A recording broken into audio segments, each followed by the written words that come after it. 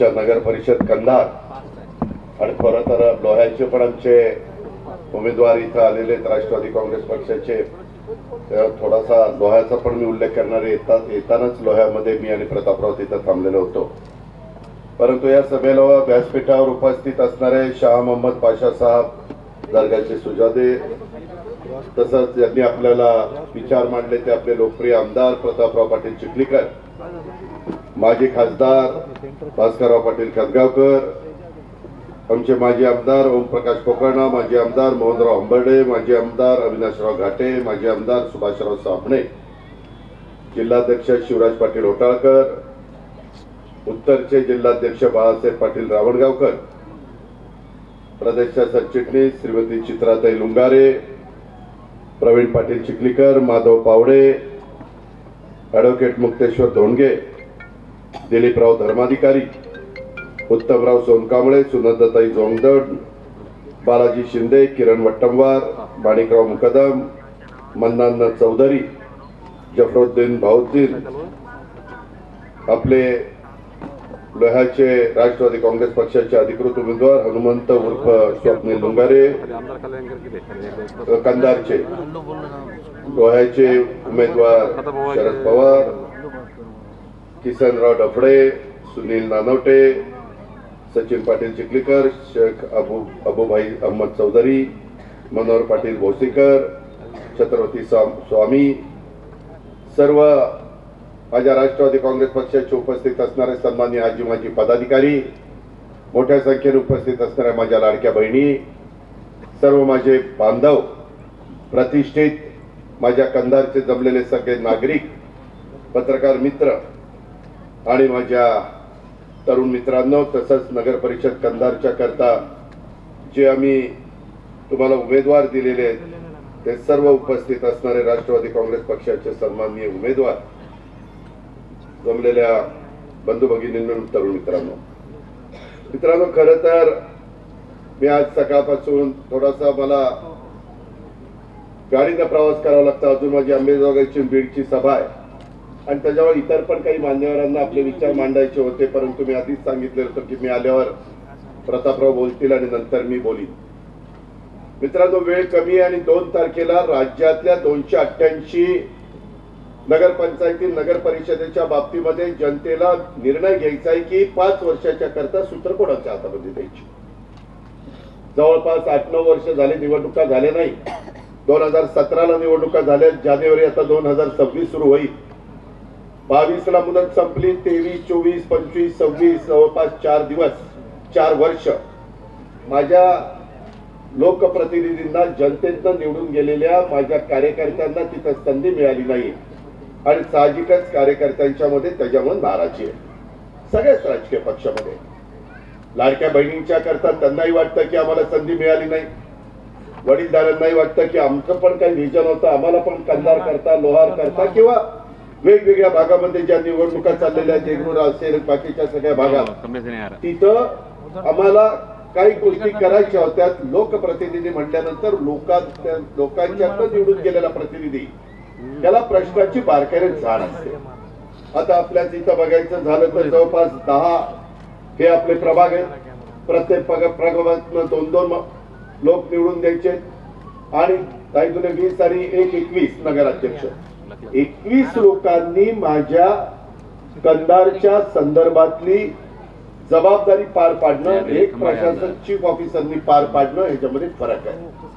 पण ठीक आहे, आरक्षणामुळं सुप्रीम कोर्टात केसेस होत्या, हायकोर्टात केसेस होत्या आणि त्याच्यामुळं उशीर होत गेला. आता पण उद्याच्या मंगळवारी सुप्रीम कोर्टामध्ये काय निकाल लागतो त्याच्याकरता संपूर्ण राज्याचे डोळे लागलेले, कारण ते शेवटी संविधानाने, घटनेने त्यांना अधिकार दिलेला आहे.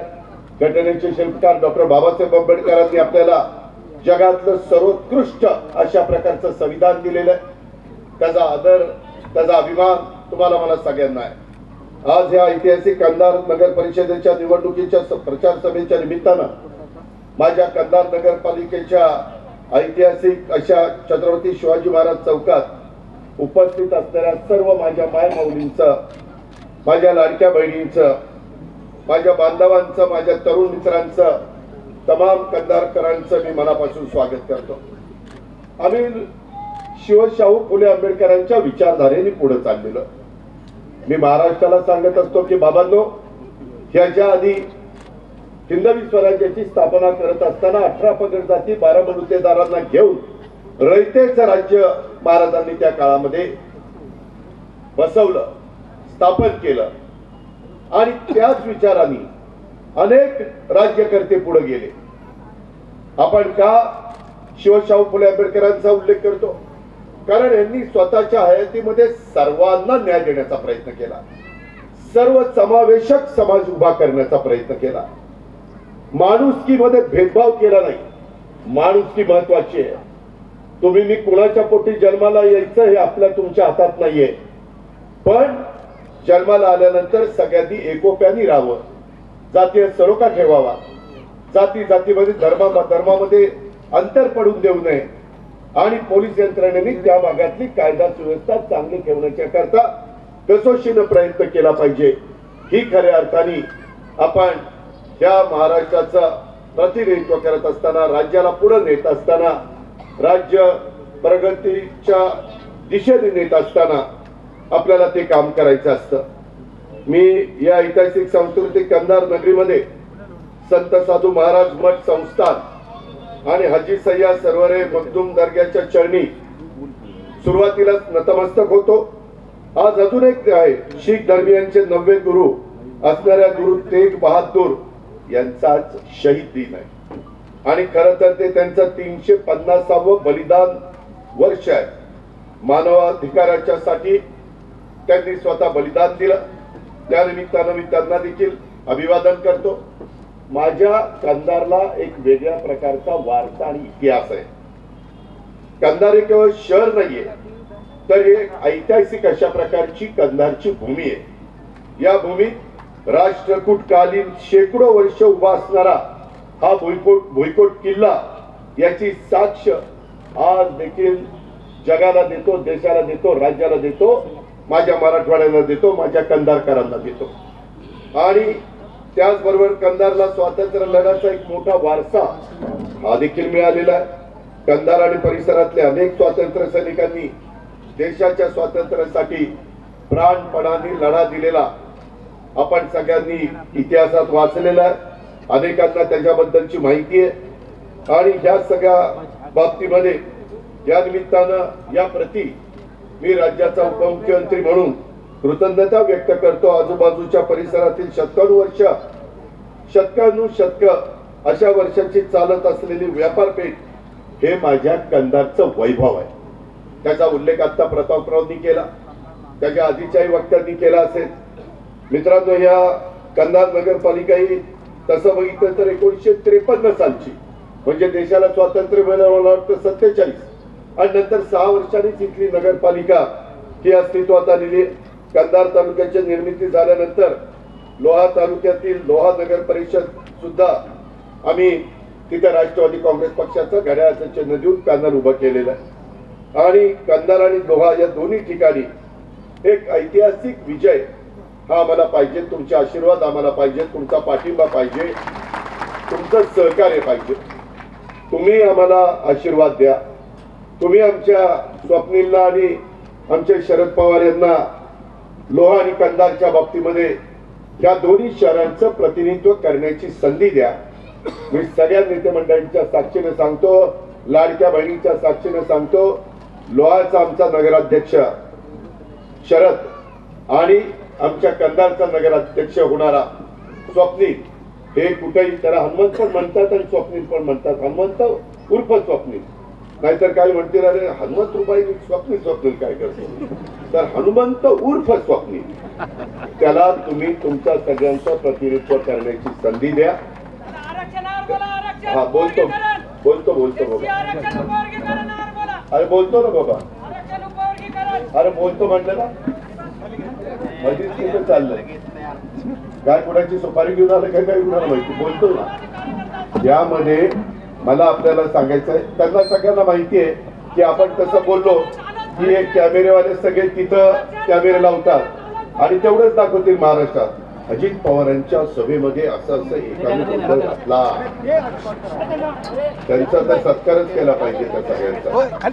मित्रांनो, मी आपल्याला सगळ्यांना सांगेन, हे आरक्षण आम्ही इतरांच्या आरक्षणाला धक्का न लागता राहिलेल्यांना पण आरक्षण कायद्याच्या नियमाच्या चौकटीमध्ये राहून देण्याच्या संदर्भामध्ये आमचं काम चाललेलं आहे. त्याच्याबद्दल अनेक आंदोलनं झाली, अनेक राज्यकर्त्यांच्या काळामध्ये झाली आणि त्याच्यातून पण चर्चा करून माझ्या मराठवाड्यामध्ये हे निजामशाहीचा इथं बरेच वर्ष राज्य होतं आणि त्याच्यामुळं पश्चिम महाराष्ट्र असेल, विदर्भ असेल, उत्तर महाराष्ट्र असेल, कोकण असेल, या भागातल्या लोकांना कुणबीचं सर्टिफिकेट मिळतं, परंतु माझ्या मराठवाड्यात मिळत नाही. त्याच्याही करता आपण हैदराबादला टीम पाठवली होती, त्याचा अभ्यास केलाय, समिती नेमली, काही लोकांचं जुनं रेकॉर्ड मिळालं, जो शेती पूर्वीपासून करत होता तो कुणबी, अशा पद्धतीनं त्याच्यात पण आपलं काम चाललेलं आहे. मी त्याच्याबद्दल जास्त बोलून आपला सगळ्यांचा वेळ घेत नाही, पण आम्ही कुठल्याही बाबतीमध्ये जे काही लोकांची रास्त मागणी असेल, योग्य मागणी असेल, त्याचा सकारात्मक विचार करणारे हे महायुतीचं सरकार आहे, हे पहिल्यांदाच मी आपल्या सगळ्यांच्या लक्षामध्ये आणून देऊ इच्छितो. मित्रांनो, कंधार शहरामध्ये आम्ही तरुण शिक्षित विकासीभिमुख नेतृत्व मिळावं म्हणून राष्ट्रवादी काँग्रेस पक्षाच्या माध्यमातून स्वप्नील उर्फ हनुमंत लुंगारे पाटील यांना नगराध्यक्ष पदाची उमेदवारी दिलेली आहे. त्याला राजकीय वारसा लाभलेला आहे. त्याच्या मातोश्री कमलताई लुंगारे पाटील त्यापूर्वी ह्या शहराच्या नगराध्यक्षा होत्या. त्यांनी त्या काळात उत्तम कामगिरी बजावलेली आहे. स्वप्नील देखील तरुण आहे, त्याला ह्या शहराची जाण आहे, विकासाची दृष्टी आहे आणि विशेषतः आपले लोकप्रिय आमदार प्रतापराव चिखलीकर पाटील यांचं भक्कम पाठबळ त्यांना कंधारच्या विकास अधिक वेगाने होण्याच्या करता मिळणार आहे. इथं आमदार साहेब त्याला पाठिंबा देतील. राज्यामध्ये मी आमदार साहेबांनी आणलेली कामं करण्याच्या करता मनापासून प्रयत्न करीन, कारण मी शब्दाचा पक्का आहे, त्याच्यामध्ये कुठली अडचण येणार नाही.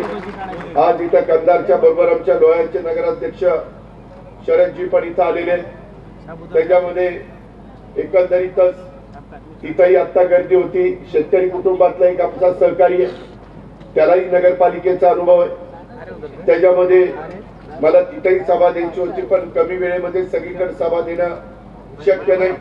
मला कार्यकर्त्यांना सांगायचंय, ही निवडणूक ही फक्त लोहा किंवा कंधारची निवडणूक नाहीये, तर लोहा शहर आणि कंधार शहराच्या पुढच्या विकासाची दिशा देणारी ही निवडणूक आहे.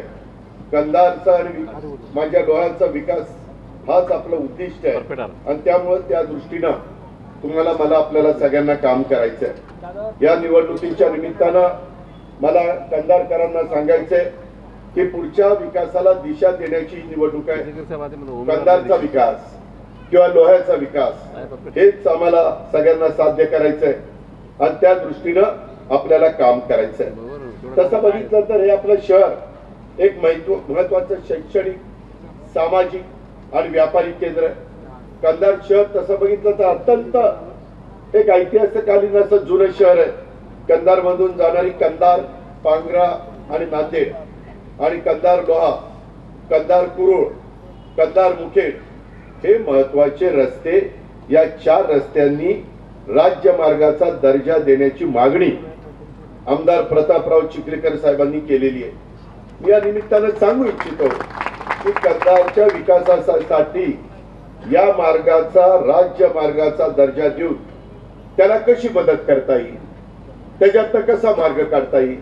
व वेळ पडली तर केंद्रीय रस्त्याची जबाबदारी असणारे नॅशनल हायवेचे मंत्री हे नितीन गडकरी साहेब आहेत. राज्यामध्ये आम्ही लोक सरकारमध्ये महायुतीचं सरकार आहे आणि त्याच्यामुळं आम्ही लोक ह्याच्यामध्ये मदत करणार आहोत आणि ह्याच्यामध्ये मदत झाली तर कनेक्टिव्हिटी वाढली जाणार आहे. कोणत्याही शहराचा विकास, मी 35 वर्ष महाराष्ट्राच्या राजकारणात, समाजकारणात काम करणारा एक कार्यकर्ता आहे.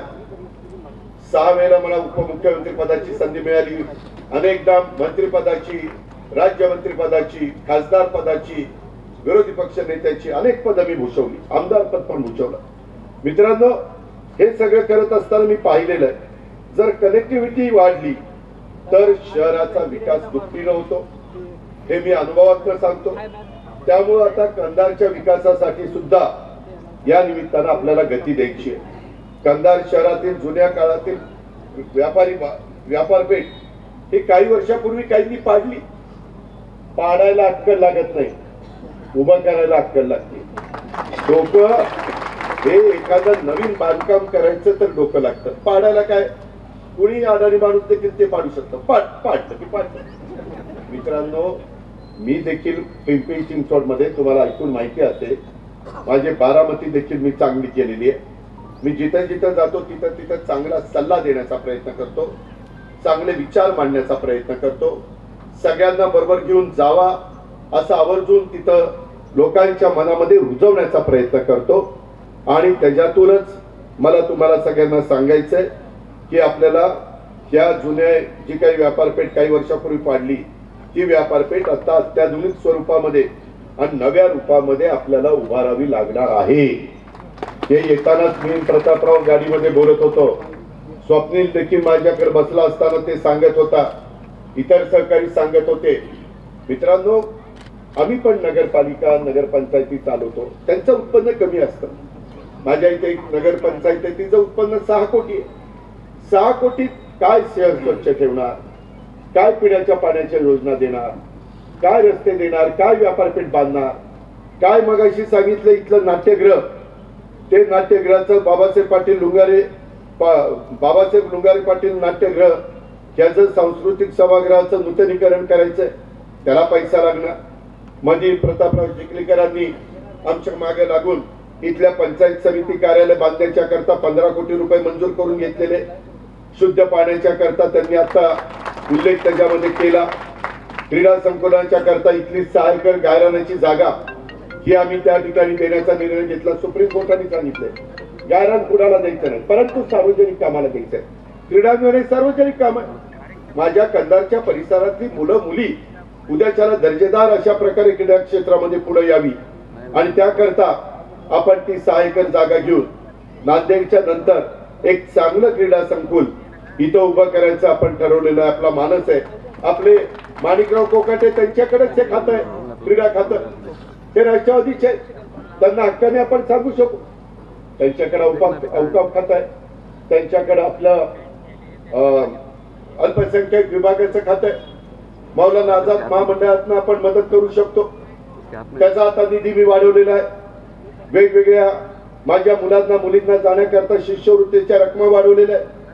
माझ्या मागासवर्गीय समाजाच्या करता जसं बार्टी आम्ही काढलं, आम्ही आमच्या वेगवेगळ्या सहकार्यांच्या करता आरटी काढलं, आम्ही त्याच्यामध्ये आदिवासींच्या करता आरटी काढलं, माझ्या अल्पसंख्याक समाजाच्या करता मारटी काढलं, सर्वसाधारण समाजाच्या करता सारथी काढलं, ओबीसी समाजाच्या करता महाज्योती काढलं, काहींच्या करता अमृत काढलं.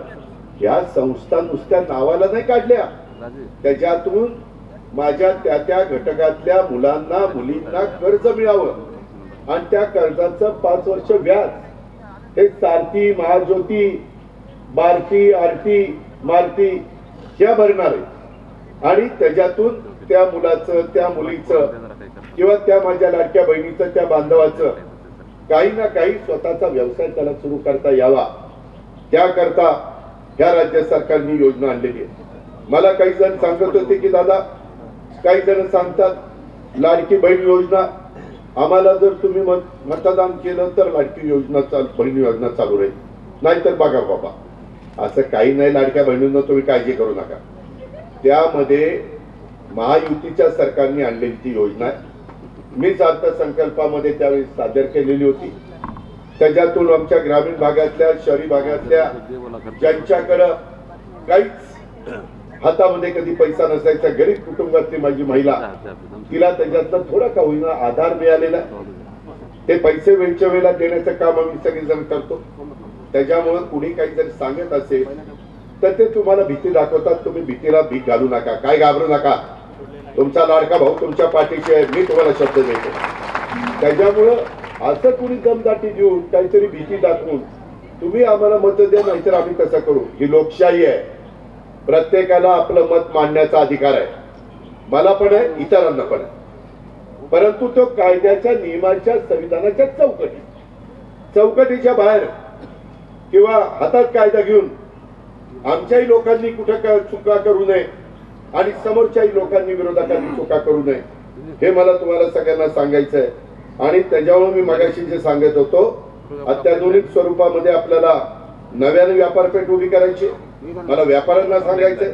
त्यामुळे स्थानिकांना रोजगार मिळणार आहे, व्यवसाय त्यांचा चांगला चालणार आहे, आर्थिक चक्र वेगाने कंधारच्या परिसरातलं फिरायला मदत होणार आहे.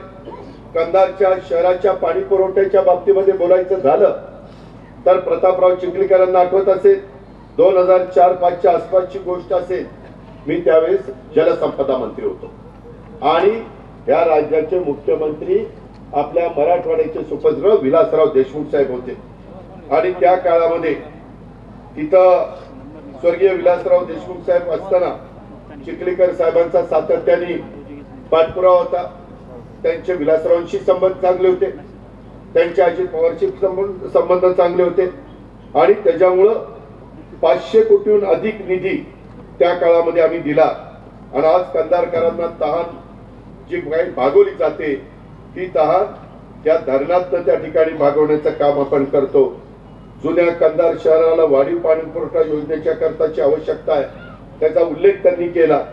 त्याच्यामध्ये त्यांनी सांगितलं की ही योजना आपल्याला मार्गी लावावी लागणार आहे, जलशुद्धीकरण केंद्राची क्षमता वाढवावी लागणार आहे, पाण्याचा साठा जो काही जलसाठा असतो तो वाढवण्याच्या करता आपल्याला काम करावं लागणार आहे.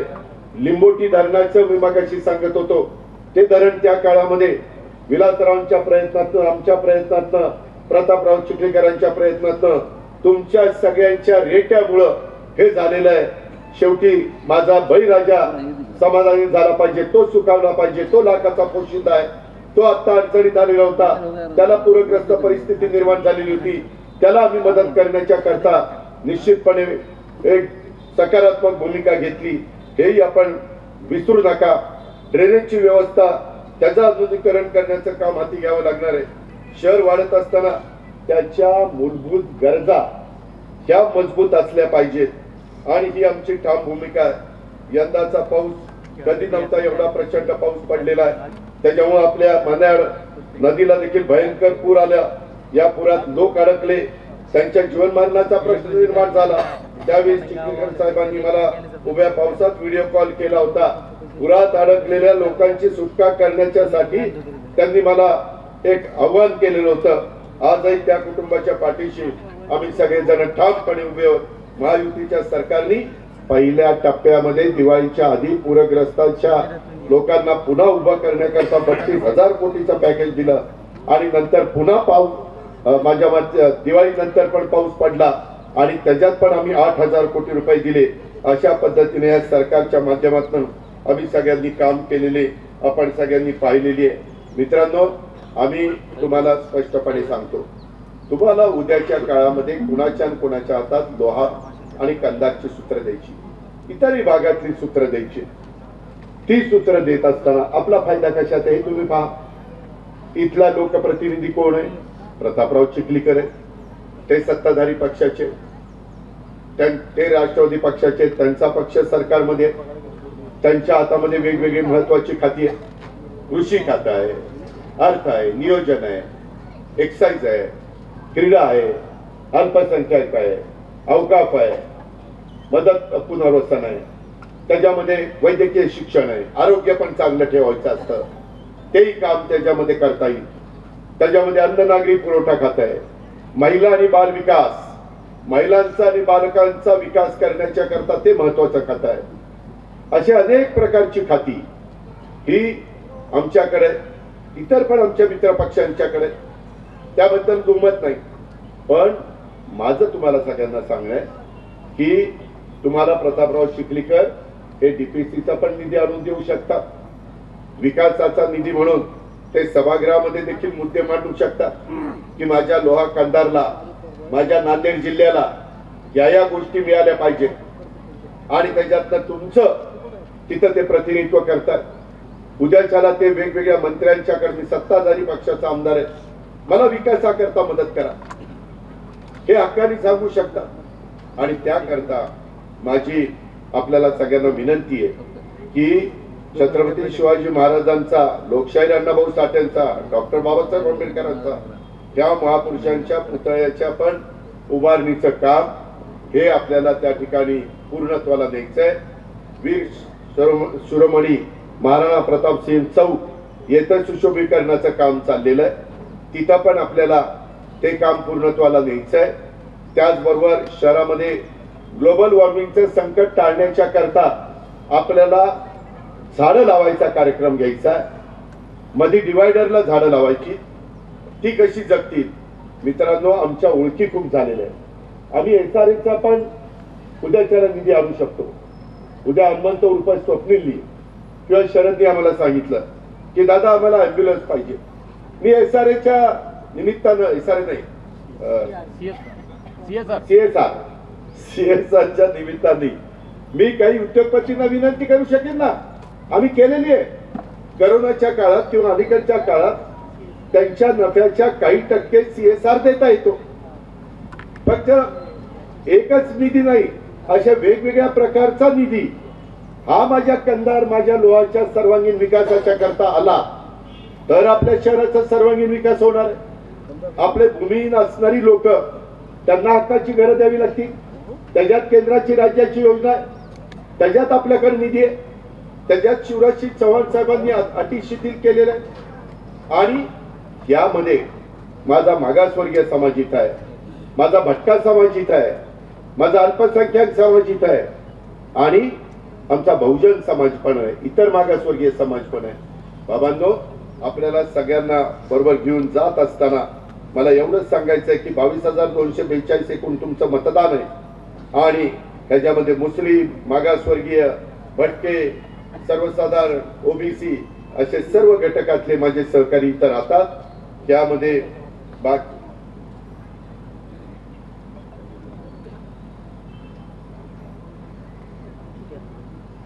आसाद नगर, भीमगड, साठेनगर भागात विकास करू. रस्ते, नाल्या, पिण्याचे पाणी. मी आता तेच सांगतो, कंधारमध्ये आसाद नगर आलं, भीमगड आलं, साठेनगर आलं, सगळंच आलं. आता ठराविकच नावं घेतली की लोक म्हणते की आलं, ह्याला काय तेवढंच सुचते काय. त्याच्यामुळे पूर्ण कंधार इथं डेव्हलपमेंट प्लॅन असेल. काही बाबतीमध्ये कुणाच्या आरक्षण म्हणजे काहींच्या त्यामध्ये हद्दवाढीमध्ये किंवा डीपी मध्ये काही कुणावर अन्याय झाला असेल तर तुम्ही सांगा ना आमच्या नगराध्यक्षाला, तुम्ही सांगा ना आमच्या प्रतापरावला. आम्ही त्याच्यामध्ये नगर विकास करत जाऊ ना की बाबा हा त्यांच्यावर अन्याय आहे, तो दूर करता येतो, त्याच्यामध्ये मार्ग काढता येतो. हे पण आपण करू शकतो. मित्रांनो, हे मी केलंय. पिंपरी चिंचवड मध्ये देखील माझ्या नांदेड परिसरातले, कंधार आणि लोहा परिसरातले पण नागरिक आहेत. तुम्ही विचारा त्यांना तिथं कसं शहर केलं गेलं 25 वर्षात. अक्षरशः डबल फ्लायओव्हर, तिथं रस्ते, तिथं लाईट, तिथं पाणी, तिथं उद्यानं, तिथं क्रीडांगण, सगळ्या सुविधा दिल्या, बारामतीमध्ये दिल्या. आम्ही काम करणारी माणसं आहे, आम्ही बिनकामाची नाही. आम्ही शब्दाचे पक्के आहोत. आम्ही त्या बाबतीमध्ये तुम्हाला विकासाला मदत करणार आहे. आम्ही केलाय, परंतु आमच्या पुरता आम्हाला मर्यादित ठेवायचा नाही. तो चांद्यापासून बांद्यापर्यंत पोहोचला पाहिजे. तुम्ही मला साथ द्या, मी तुम्हाला साथ देतो. तुम्ही मला सहकार्य करा, मी तुम्हाला सहकार्य करतो. काही मी शब्द वापरले की लगेच मीडिया म्हणतो दादांनी प्रलोभन दाखवलं, प्रलोभन दाखवलं. आता तेवढं तर मी म्हणणार, माझ्या मतदारांनी मला साथ द्या. मी काही साधू संत नाही बाबा. मी आहे हाडामासाचा माणूस तुमच्यासारखा. तुम्हाला विकास पाहिजे, मी विकास करू शकतो. त्याकरता मी तुम्हाला मदत करू शकतो. प्रतापराव चिखलीकर मदत करू शकते. आमचा तरुण हनुमंत उर्फ स्वप्नील मदत करू शकतो. त्याची टीम मदत करू शकते. त्याच्या टीम मध्ये तर 3 माझी उपनगराध्यक्ष आहे.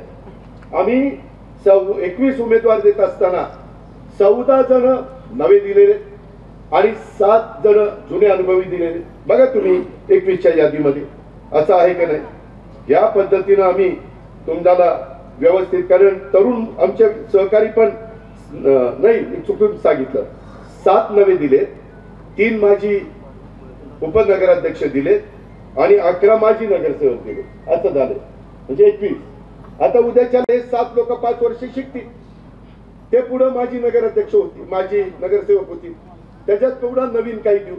म्हणजे नव्या जुन्यांचा व्यवस्थितपणे समन्वय साधण्याचं काम राष्ट्रवादी काँग्रेस पक्षाने घड्याळांनी माझ्या लोह्यामध्ये केलेलं आहे, माझ्या कंधारमध्ये केलेलं आहे, महाराष्ट्रात इतर नगरपालिकेमध्ये केलेलं आहे.